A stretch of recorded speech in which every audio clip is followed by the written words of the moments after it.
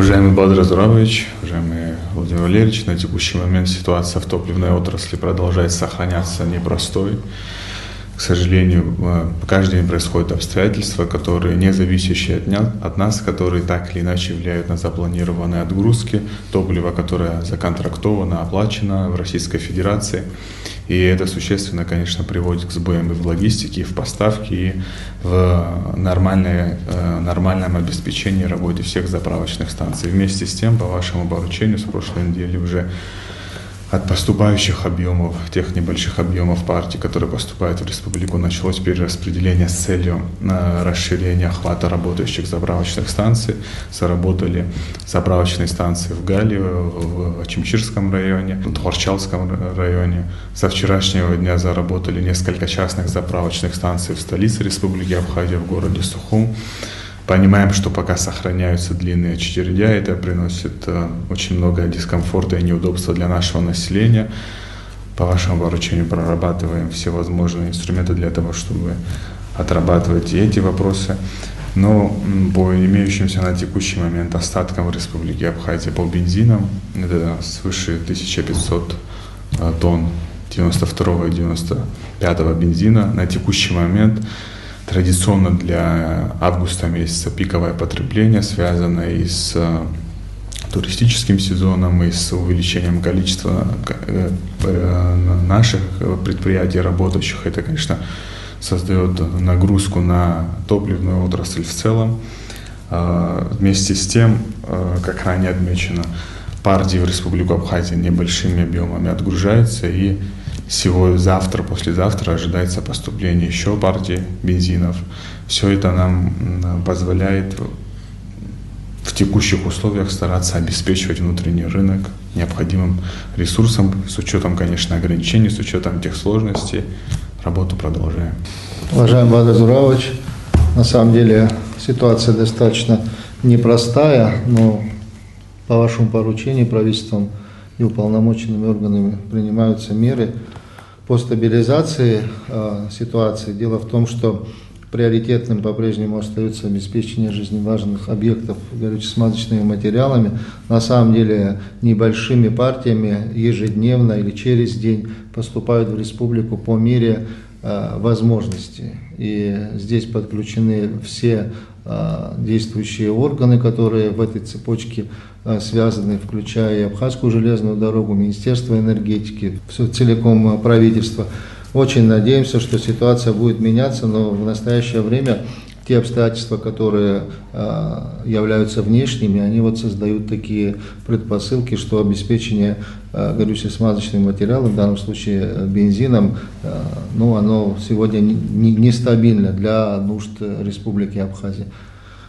Сегодня, как министр только что доложил, есть информация, что через день поступит еще одна партия, превышающая больше 1000 тонн, и последующий график, который согласованный уже с поставщиками, очень надеемся, что будет выдержан, очень на это рассчитываем.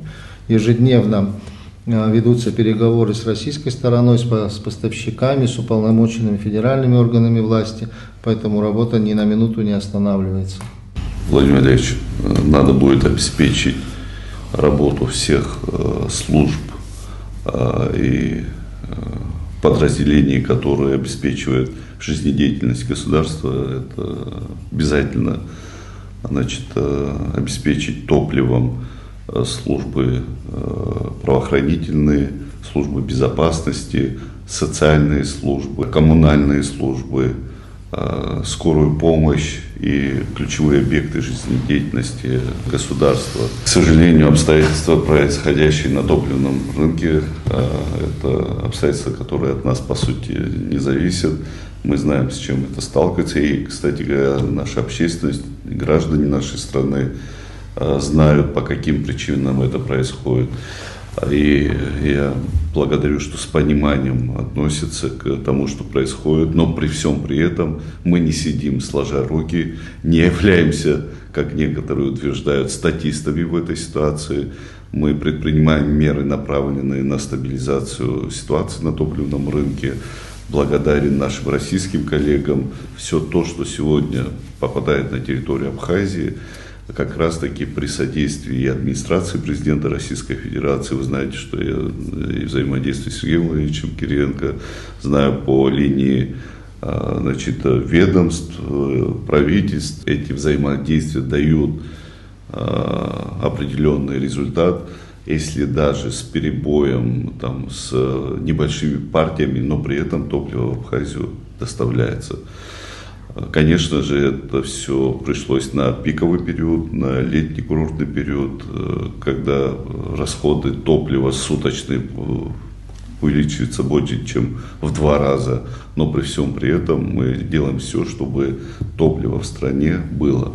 Помимо того, что мы получаем из Российской Федерации, мы предпринимаем меры, направленные на доставку топлива по другим направлениям из других стран мира, в том числе и через морское сообщение. Ведем переговоры с нашими коллегами, но учитывая ситуацию в акватории Черного моря, не все поставщики готовы доставлять это топливо в связи с известными нам причинами. Поэтому есть сложности с логистикой, но при всем при этом работа не останавливается, и мы обязательно сделаем так, чтобы топливом наше население было обеспечено. Да, это вызывает дискомфорт нахождения на заправочных станциях. Бывает, что эти очереди растягиваются и на часы, но, к сожалению, еще раз повторюсь, что это обстоятельства, которые не зависят от властей.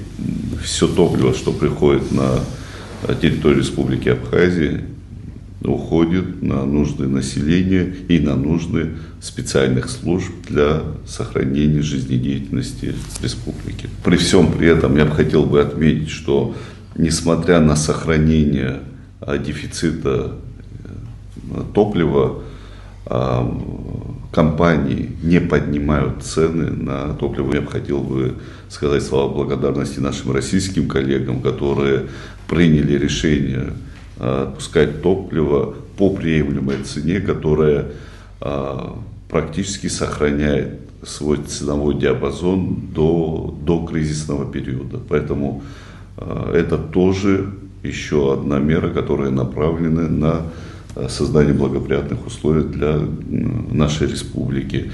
Конечно же, цена может меняться, но надеюсь, что не в тех масштабах. Хотел бы еще раз поблагодарить нашу общественность, граждан нашей страны, что с пониманием в такой непростой период относятся к тем неудобствам, которые сложились на заправочных станциях. Никакой критики, конечно, не выдерживает попытка на данной теме получить некие дивиденды политического отклика, общественного отклика, что якобы в Абхазии создаются искусственно очереди.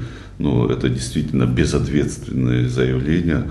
Вы наблюдаете, и общество наше наблюдает то, что происходит сегодня, да, в соседнем Сочи, когда протяженность очередей на топливных станциях в 2 раза больше, чем на территории Республики Абхазия. Поэтому не нужно здесь искать некую конспирологию. К сожалению, еще раз повторю, это проблемы объективного характера, которые мы обязательно, спокойно, достойно пройдем.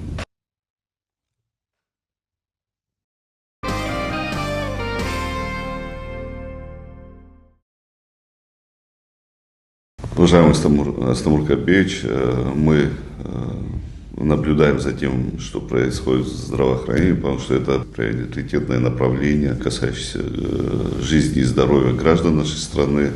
И необходимо усилить свои действия, предпринять серьезные шаги по качественной работе и предоставлению медицинских услуг. Мы с вами говорили о том, что подходы и те решения, которые существуют, нужно, конечно же, менять. Это касается и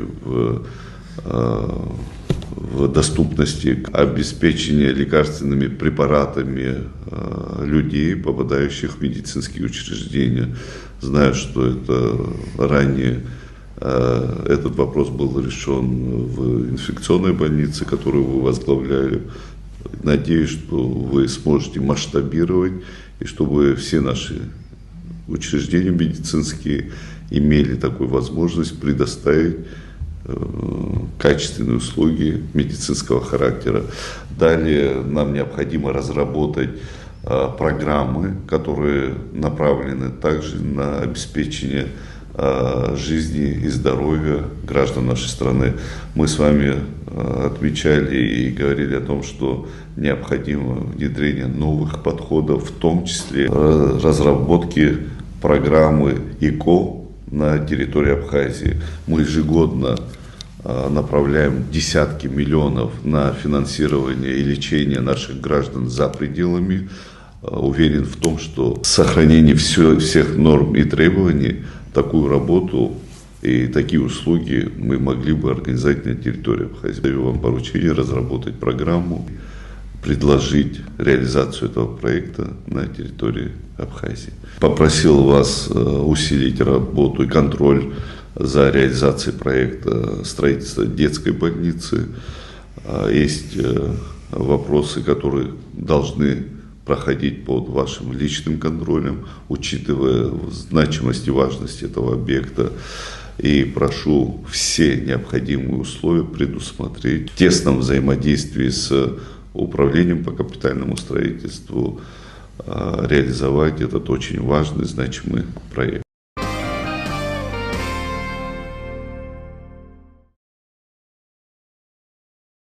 В Турции набирает обороты кампания за прекращение международной изоляции Абхазии. Инициаторами выступили представители нашей диаспоры. 4 июля их требования поддержала турецкая партия труда. Вскоре тема дошла и до парламента. 27 июля зампред парламентской группы «Новый путь» Сельчук Оздаг предложил признавать абхазские паспорта на турецкой границе без изменения позиции Анкары по статусу республики. Турция не признает Абхазию как независимое государство, но непризнание статуса государства и игнорирование живущих там людей – это не одно и то же. Оздаг также выступил за восстановление морского сообщения между Трабзоном и Сухумом и прямые авиарейсы. 4 августа инициативу поддержал сопредседатель Демпартии Тунджер Бакархан. Наши братья, живущие в соседней поморье Абхазии, сегодня сталкиваются с серьезными проблемами в области демократии и прав человека. Абхазские паспорта должны признаваться действительными на наших приграничных пунктах. Этому позору должен быть положен конец. 5 августа произошел главный эпизод кампании. В турецком парламенте с совместным заявлением выступили депутаты сразу 8 партий. За признание паспортов и возобновление сообщения выступили представители совершенно разных политических сил. Суммарно это порядка 176 депутатов, почти треть парламента. Для Абхазии это стало заметным политическим сигналом. На тему отреагировали многие политические и общественные деятели. Специальным комментарием отреагировало и Министерство иностранных дел Абхазии. В ведомстве подчеркнули, что внимательно следят за ситуацией и расценивают появление таких дискуссий как результат системной работы властей, дипломатов и всей диаспоры. А депутат Дмитрий Маршани отметил, что темы, поднятые в Анкаре, прямо перекликаются с позицией Сухума на женевских дискуссиях. Эксперты подчеркивают, что в условиях дипломатических ограничений ключевую роль начинают играть именно такие общественные каналы. Конечно, такие инициативы, исходящие от наших соотечественников за рубежом, их, конечно, нужно поддерживать, поэтому я поддержал сам. Но мы должны понимать, что в силу того, что мы частично признанное государство, мы ограничены в возможностях для осуществления официальной политики. И нам приходится больше использовать общественные институты, общественные инициативы. Вот. Мне кажется, что это направление, у нас не так мало, кстати, специалистов в самой Абхазии и за пределами, которые могли бы активность на этом направлении развивать. Это не только Турции касается, кстати. Вот. Этот потенциал нужно использовать. Мне кажется, просто нужна более такая координирующая роль МИДа использовать в этих целях. Однако на фоне такой поддержки возникла дискуссия внутри самой диаспоры. 7 августа Федерация абхазских культурных центров Турции «Абхазфед» заявила, что инициативная группа не имеет мандата представлять всю общину. При этом сами требования Федерация не оспаривает. В Абхазии ряд организаций призвал не допускать разногласий там, где речь идет о снятии изоляции. В их обращениях отмечается: В сложившихся обстоятельствах фонд ААМТа считает необходимым призвать к консолидации. Все институты абхазской диаспоры в Турции, включая Федерацию абхазских культурных центров и Федерацию кавказских ассоциаций, должны переступить через внутренние разногласия и амбиции ради достижения нашей стратегической цели. Общественность Абхазии с воодушевлением присоединяется к кампании по прекращению международной изоляции нашего народа. Глубоко верим в то, что вся наша диаспора, невзирая на разногласия в организационных вопросах, сумеет объединиться в рамках этой прорывной акции во имя достижения справедливости для народа Абхазии. По мнению политолога Астамура Таня, сейчас главное перевести эмоциональную поддержку в системную работу. Ну, что касается разногласий, вы знаете, мне не нравится, что у нас в соцсетях особенно устраивают какие-то настоящие войны, навешивают ярлыки. Понимаете, может быть дискуссия по разным вопросам. Нужно прислушиваться к разным мнениям. Вот, например, я читал мнение политолога Ильчи Надзинба. Вот мы, я помню, мы все гордимся, когда она выступает на международных площадках по проблеме Абхазии. Вот. Она высказала свое мнение, она, естественно, сказала, что она эту инициативу с самого начала поддержала, но у нее есть по этому поводу какие-то определенные опасения. Вот. Мы должны, в силу того, что она разбирается во внутренней политике Турции, в своей работе позицию и Ильчи Надзинба, и тех, кто по-разному мыслит, кто специалисты в этих вопросах, мы должны использовать, потому что, чтобы был, с одной стороны, максимальный эффект от подобных инициатив, с другой стороны, всегда, вы знаете, в политике так, есть всегда оборотная сторона. И чтобы была возможность купировать возможные негативные последствия. То есть она предложила с более широким спектром работать. Вот. Политика – это такая вещь. Нельзя никогда останавливаться и почивать на лаврах. Потому что этим всегда будут пользоваться ваши оппоненты. Вот. Здесь нужно постоянное движение. Нужно информационное поле формировать. Правильное, что Абхазия – это независимая страна, какие у нее цели, что она, каким принципам внутренней, внешней политики она придерживается. Вот это все должно быть максимально для международного сообщества прозрачно. Вот. Это очень большая работа. Одним из ключевых направлений эксперт считает именно турецкое из-за многочисленной диаспоры давних торгово-экономических связей. Но турецкое направление, оно всегда является частью нашей политики по известным причинам, потому что там живет большое количество наших соотечественников. Потом у нас торгово-экономические отношения с Турцией существуют, торговые, они интенсивно развиваются, несмотря на то, что Абхазия не признанное государство. То есть мы, по крайней мере, в этом уровне отношений мы заинтересованы. Вот. Естественно, все наши действия, они должны основываться на знании и понимании того, что в той или иной стране происходит. Будь то Турция, будь то Сирия. Вот мы, думаю, тоже будем сталкиваться с какими-то вызовами, возможно, вызовами на сирийском направлении. Это все мы должны учитывать. Вот. У нас, к счастью, есть люди, которые разбираются в этих вопросах. Вот на основе их знания и понимания мы должны формировать свой курс. Теперь организаторам инициативы предстоит перевести парламентские заявления в практическое русло. По словам юриста Аннета Тарба, следующий этап переговоры с действующими властями Турции – подготовка экспертного симпозиума по вопросам транспортного сообщения и документов. Заур Кварча, Абазатовы.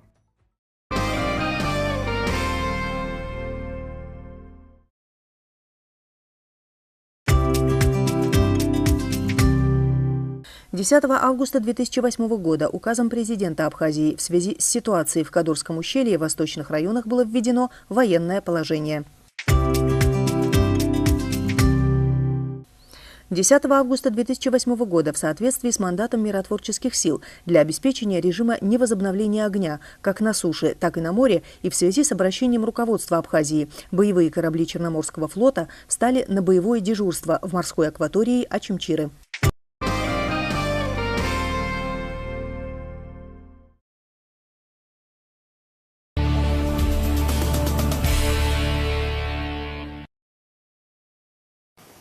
Владимир Владимирович, год назад Грузия совершила агрессию против Южной Осетии. Какие чувства вы испытываете, вспоминая эту дату, и какие изменения произошли в регионе после того, как России были предприняты меры по защите народов Южной Осетии и Абхазии? Когда мы вспоминаем о трагедиях, то, конечно, думаем о жертвах прежде всего. Думаем о том, почему это стало возможным. И, конечно, анализируем эти события, делаем выводы. Для меня ясно, что самое главное в том, чтобы подобных трагедий не происходило, заключается в том, что люди, которые принимают соответствующие решения, обязаны считаться с мнением народов, с мнением людей, которые живут на той или другой территории. Без их воли, без воли людей и без учета их воли ни один вопрос государственного устройства решен быть не может. Именно это и подзабыли сегодняшние грузинские руководители. Но Абхазия хорошо знает позицию России по этому конфликту, потому как развивались отношения в предыдущие десятилетия.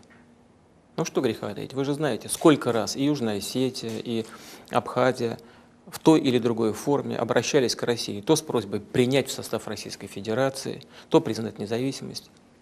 Ведь Россия вела себя очень взвешенно и очень аккуратно, потому что мы всегда исходили из одного из основополагающих принципов международного права – территориальной целостности государства.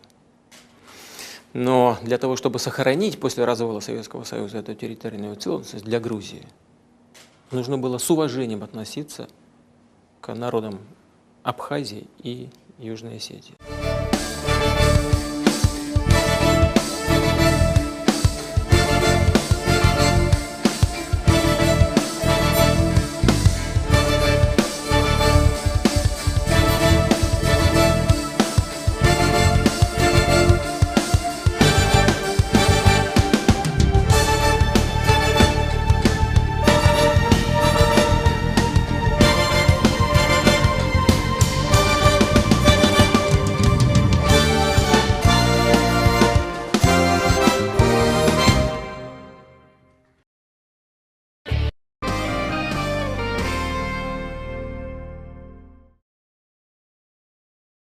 Поручение президента находится на исполнении. То есть есть разработанный рабочий проект, версия этого документа. Он находится на этапе согласования с компетентными государственными органами и организациями, которые выражают различные позиции, замечания, рекомендации по мере учета этих позиций. Соответственно, и при формировании уже проекта этого документа он будет представлен на рассмотрение президенту, который может согласиться с представленным видением государственной политики, либо внести свои коррекции. Это отдельный вопрос. Другая важная составляющая – это то, как могут, или как должны, или как в принципе реализуются все эти и нормы, и будущие программы, и сегодняшние мероприятия, и комитет наш по репатриации, который там достаточно долго работает уже в этой сфере. Это большой труд большого количества людей. Это фонд репатриации. То есть вот мы все в Абхазии, в частности, во многом являемся соучастниками этого вопроса, потому что там 2% от заработной платы, от дохода и так далее, это целевой взнос, который направляется в этот внебюджетный фонд репатриации, который, естественно, должен тратить эти средства на прямую политику государственной репатриации и возвращения наших соотечественников. Здесь тоже есть определенный аспект важный, его нужно будет, наверное, осветить. Есть еще одна позиция, которая тоже прорабатывается в рамках исполнительной власти, она тоже инициирована президентом. Это вопрос преобразования фонда и наделения его компетенциями и в сфере демографии тоже.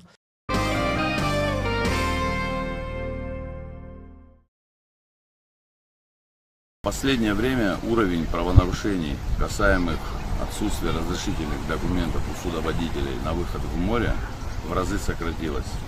Но на данный момент существует небольшая проблема, связанная с парковкой и остановкой транспортных средств вне технических зон, то есть вне огороженных буями. Благодаря появлению рейдового катера водной милиции намного упростилась работа. На данный момент ведутся работы не только с пляжа, но и на воде. Проводится профилактические работы, проверка документов, и намного легче стало контролировать маломерные суда и действия судоводителей.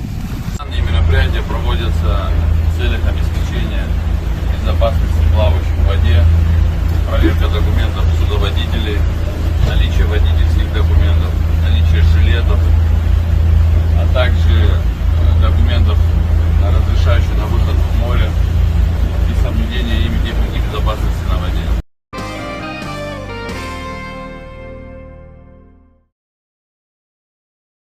Наша задача, так как мы туда вложили немалые деньги и еще будем вкладывать, чтобы в этом царском уголке наши люди могли полноценно отдохнуть. Это не говорит о том, что они сейчас не отдыхают. Да, отдыхают, но в других лечебных заведениях проходят, так сказать, реабилитацию, проходят СКЛ, это санаторно-курортное лечение, но мы поставили перед собой цель, максимально. Это не значит, что мы никого не будем извне принимать, но максимально хотим загрузить наш пансионат нашими людьми. Центр, он работает не только для тех, кто отдыхает, но и мы договорились с руководством страны, с Министерством здравоохранения Абхазии о том, что мы будем оказывать посильную, так сказать, помощь в обследовании и местного населения. Но люди довольны, люди приходят, говорят, приведу пример одного из наших земляков, он говорит: Тимур Леонидович, я если поеду в Краснодар или в Сочи, мне гораздо больше это обходится, дорога, граница и так далее, мне очень удобно здесь проходить соответствующие услуги. В дальнейшем наши планы, построить там пирс. Мы снесли старый пирс, его нет уже. Надо, так сказать, его восстановить, так сказать, былое, уже сделать современный пирс. И посетив Литфонд, Сергей Владимирович с президентом Бадрой Зурбабовичем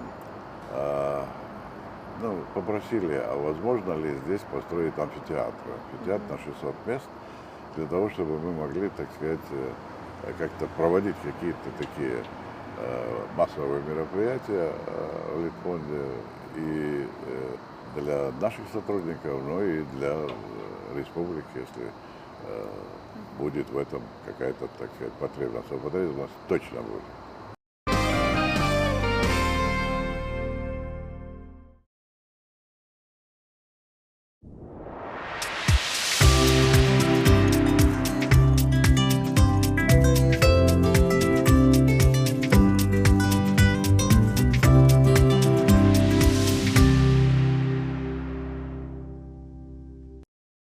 «10 августа 1936 года при ЦИКе Абхазской АССР образован Комитет по физкультуре и спорту.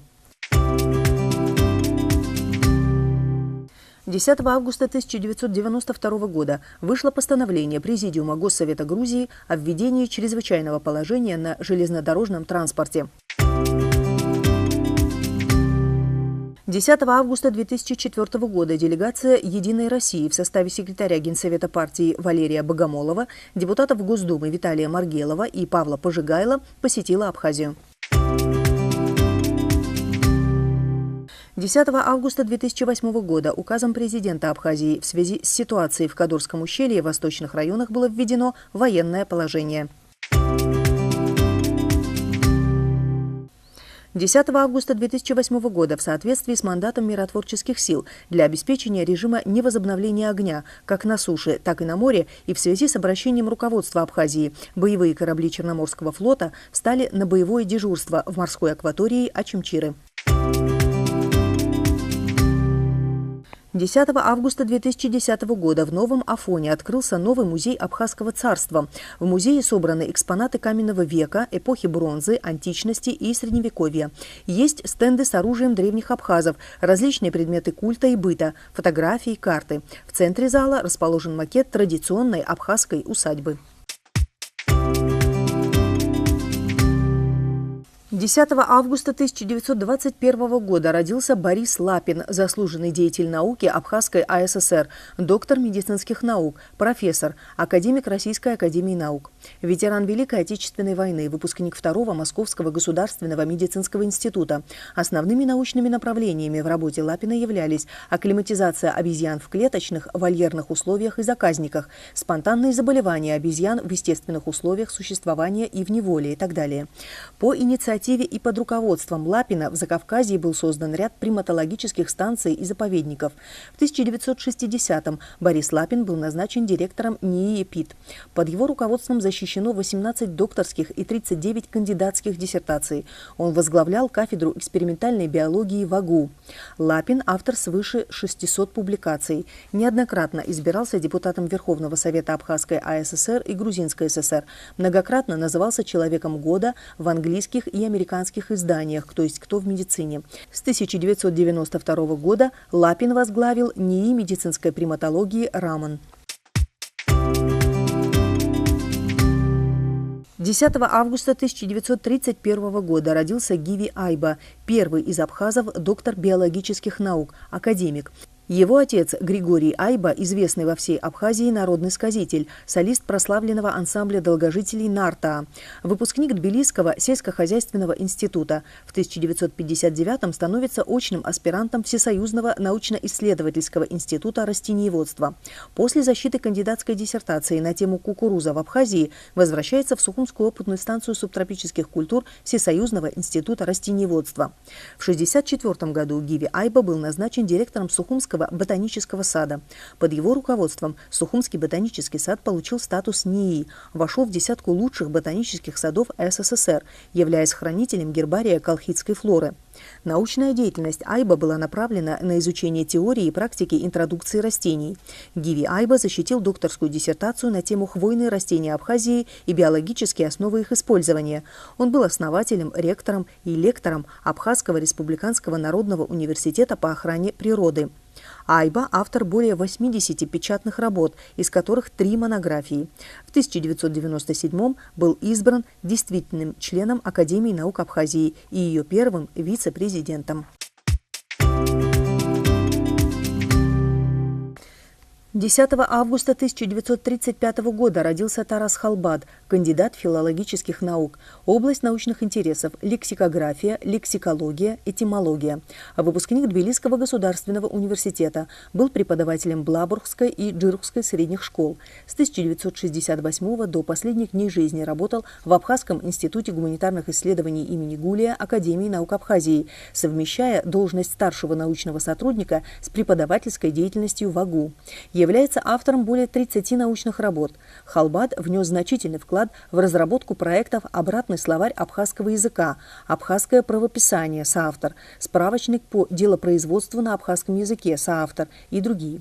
Им был отредактирован и подготовлен к печати абхазо-русский словарь Генка. 10 августа 1941 года родился Леонид Чепелянский, народный артист Республики Абхазия, композитор, заслуженный деятель искусств Абхазской АССР, выпускник Киевской консерватории, педагог Сухумского музыкального училища. Он автор сочинений «Произведения для оркестра», «Сюита для струнного оркестра», «Концерт для фортепиано и симфонического оркестра», «Абхазская увертюра для симфонического оркестра», «Праздничная увертюра для симфонического оркестра», Дмитрий Гулия «Увертюра для симфонического оркестра», юбилейная симфоническая поэма. Также им написан ряд камерно-инструментальных произведений, песни и музыка к кинофильму «Время счастливых находок», музыка к драматическим спектаклям. 10 августа 1955 года родился Святослав Цвижба, герой Абхазии. В 1990-92 годах служил в Абхазской гвардии. В 92-93 принимал участие во всех военных действиях на Гумистинском фронте. В июле 93-го получил ранение при освобождении села Шрома. Затем находился на Восточном фронте в составе группы «Урал» Чиловского батальона. Принимал участие в освобождении села Лата, в операции по очищению нижней зоны Гальского района. В 2008 в освобождении Кадорского ущелья. Ушел из жизни в 2010-м. Звание Героя Абхазии ему было присвоено посмертно.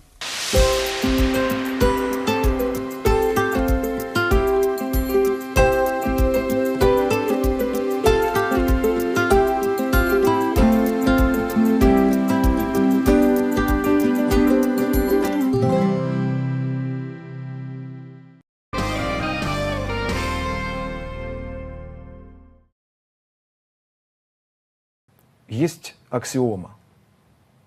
Только культура объединяет народы. Ничего другого в мире не существует, кроме вот культурного объединения. В музыкальном училище, в котором я учился, это Сухумское государственное училище, практически все педагоги были приезжими людьми из России. Они были адаптированными, они были уже настолько глубоко погружены в процессе своей жизни в Абхазии, в культуру Абхазии, что не отделяли себя от народа Абхазии.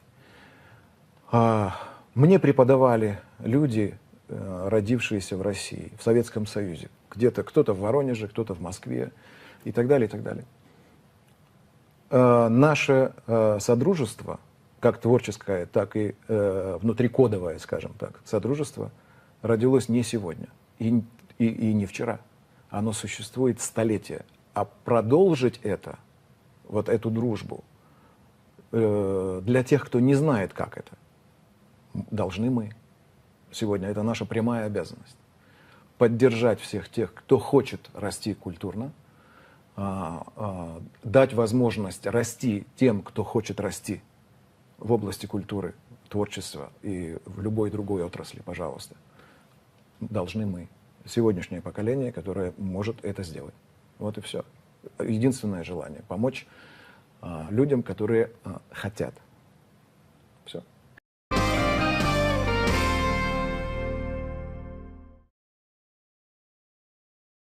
И снова здравствуйте. Меня зовут Делба Валерия. Значит, так, вспоминаем, да,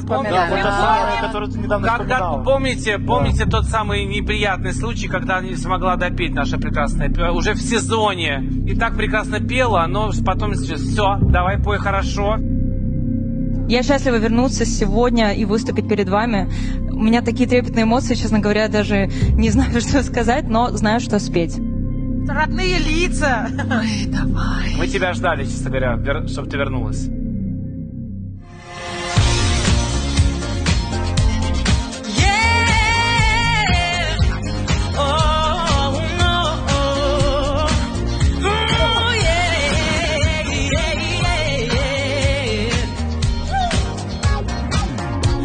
Now, baby, come on. Don't play that love you never let me feel. I should have known, 'cause you brought nothing real. Come on, be a man about it. You won't die. I ain't got no more tears to cry. No, I can't take it no more.